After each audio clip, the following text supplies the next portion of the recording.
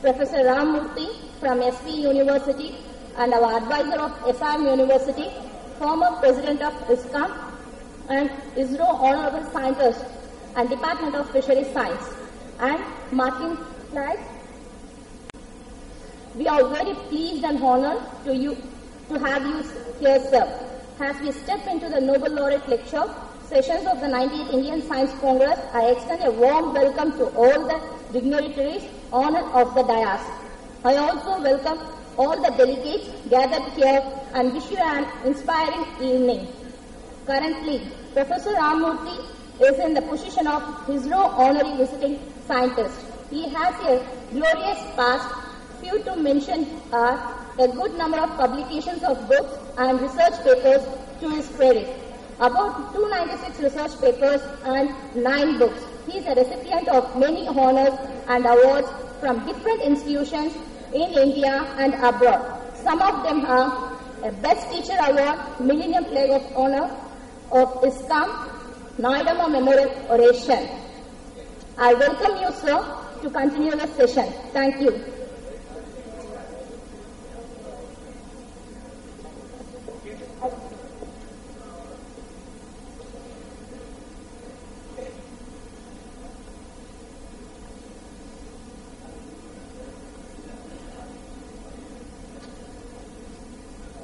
Good afternoon, everybody. I am pleased to introduce Dr. Martin Chalpy, who was interacting with children a little while ago. Dr. Martin Chalpy was born in 1947, January 23, in Chicago, Illinois. And he had his undergraduate degree from Harvard University. And then he joined Yale University. Most of his research he did it at Yale University. And he joined finally the faculty of Columbia University in 1982. And for the path-breaking discoveries of green fluorescent protein that opened a pathway to trace the proteins in where they go into different cells. And he got Nobel Prize for green fluorescent protein, we call it GFP, and the properties and applications and protocols. And may I now request Dr. Martin Chalpy to present the talk.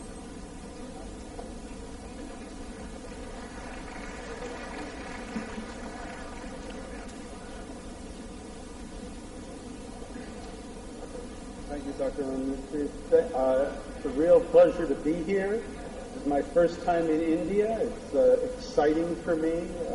It's a wonderful opportunity for me to meet people and meet a lot of new people. I want to first start by explaining my title. In the United States, there's suddenly a very big push, and my understanding it's also happening in many other countries, that research should have an outcome. In terms of biomedical research or biology, what there's been a big push for by universities, particularly medical schools, and also in Congress, is to have more translational research. And translational research is bringing discoveries from the laboratory into being converted to cures or treatments for disease. Now, I have absolutely nothing against these things, and in fact, as I get older, I actually think it's probably a very good idea that there are people that are working on translational research. The problem is that you need something to translate to be able to have translational research. The basic research is extremely important. And I think sometimes people lose track of the fact that basic research is really the foundation of translational research. And for example, a couple of years ago, there was a stimulus package at the National Institute of Health. They set about 100 challenges, important problems that they wanted to have solved, and they asked for people to apply for funding for those 100 challenges.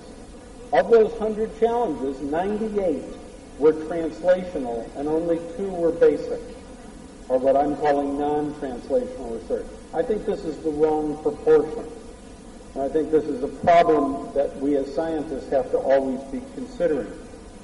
Now, a wonderful answer about why people do science, I think, was given in 1969 by Robert Wilson, a physicist who was in charge of he was actually the architect as well as the head of the Fermi Lab in Illinois. This was the largest particle accelerator in the world for many years, through the 70s up until recently when the CERN particle accelerator came online.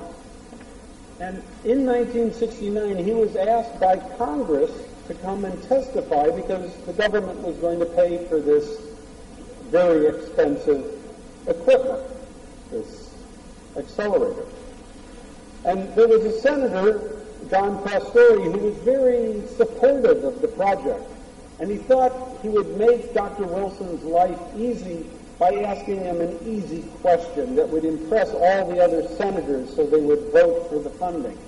And so he said to Dr. Wilson, can you tell us what this new accelerator will do for the national security, how that will help us in national security?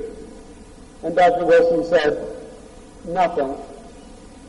And I asked him again, how is this going to help the national defense? And he gave what I think is an absolutely wonderful answer. The answer is here, that the accelerator has only to do with the respect with which we regard one another, the dignity of men, our love of culture. It has to do with whether we are good painters, good sculptors, and great poets. I mean all the things we really venerate in our country and are patriotic about. It has nothing to do with defending the country except to make it worth defending. I think this is the answer for almost all of these calls for translational research.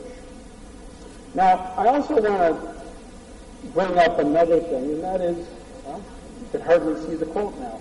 In any case, I also want to give you the story of GFP and my involvement with it, but I want to start by talking about what I learned as a young boy in elementary school and high school about science. Not because it was directly taught to me, but really because these are the things that the examples seem to tell me about science and scientists. So I'm going to give a little list about what I was told about scientists. The first thing is that scientists are geniuses. They're a special breed of people that are different from everyone else, and that in order to be a scientist, you have to be born with it. It just came naturally to Einstein and Newton and all these other wonderful people that you read about, and that this was what a scientist was. So if you weren't a genius, forget about it. The second thing was that scientists' experiments worked the first time and every time. All we heard about were the successes that they had. We also learned that scientists use something called the scientific method. There's a very strict procedure of how you come up with a hypothesis, and then you test the hypothesis by experiment, and then you get the result, and you write the paper, and everything is wonderful. It's all very purposeful. One other thing is that scientists work alone, although they might have an assistant, a lab technician, but they're isolated individuals. They make the discoveries on their own without interacting really with any other people. And finally, that scientists, except for maybe Marie Curie, were men. And to frankly tell you the truth, in the 1960s in the United States, they were all white men. That there were no other people that seemed to do science. I want to tell you that absolutely every one of these things is wrong and is incorrect. And I hope that the examples I give you of what happened with GFP will tell you a little bit about this.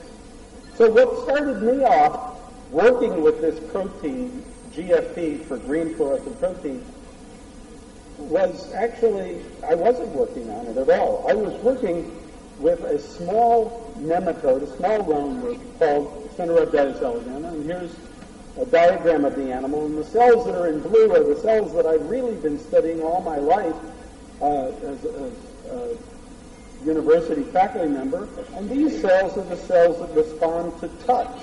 And over the years, we've been able to look at this and identify a number of genes that were needed for the sense of touch. But as we were finding these genes, the very first question we wanted to ask was, where is the gene active? Now, I should also say, why were we interested in understanding the sense of touch? Well, after all, one of the big questions in biology is, how do organisms interact with the world around them? How do we sense the world? We know that we sense part of the world by vision, where we can sense light, and we've known about the molecules that are involved in the detection of light for over 125 years. We know about the molecule rhodopsin. More recently, people have discovered the molecules that allow us to sense chemicals, whether those chemicals are outside of our bodies, are what we allow us to have as we detect odors, our sense of smell or taste.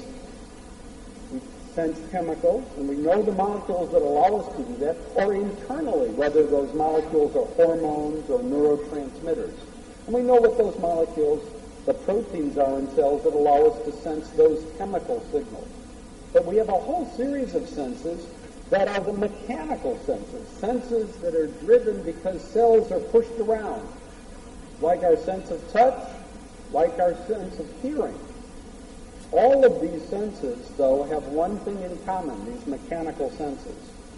Biologists, scientists have absolutely no idea how they work. So it's a very fundamental question of how organisms interact with the world. And I was looking at this animal because I could find mutants that were insensitive to touch, use those mutants to clone the genes needed for touch, and then try to understand what those genes made, what proteins were encoded by those genes. And so the first question when one clones a gene is, where is the gene turned on? Where is the gene active? Is a gene needed for touch needed in these blue cells, or maybe in some other cells? Now, if you look at this animal, what you see is you really don't see much. The animal is transparent.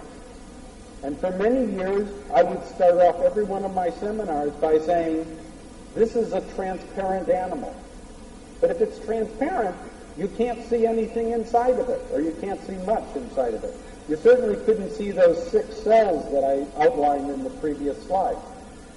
So we needed a way of looking at where the gene was turned on. Well, if a gene is turned on, it makes protein, makes RNA. You can look for that. And there are a number of methods that were available in around 1989 when the story really begins. Some of them allow us to use antibodies to look at the proteins made, or we can actually use a reporter that makes an enzyme, and then we can see where the enzyme is turned on, and whatever cell turns it on will turn blue. Or we can actually look for the RNA that's made and see that that's made in particular cells as well. But all of these methods have a problem. The problem is we have to really prepare the tissue. We have to take the animals, they have to be killed, they have to be fixed so nothing moves around. They then have to be permeabilized. We have to poke holes in them so we can get the antibody inside them, or the DNA probes inside them, or the substrates for the enzyme to get inside. So all this preparation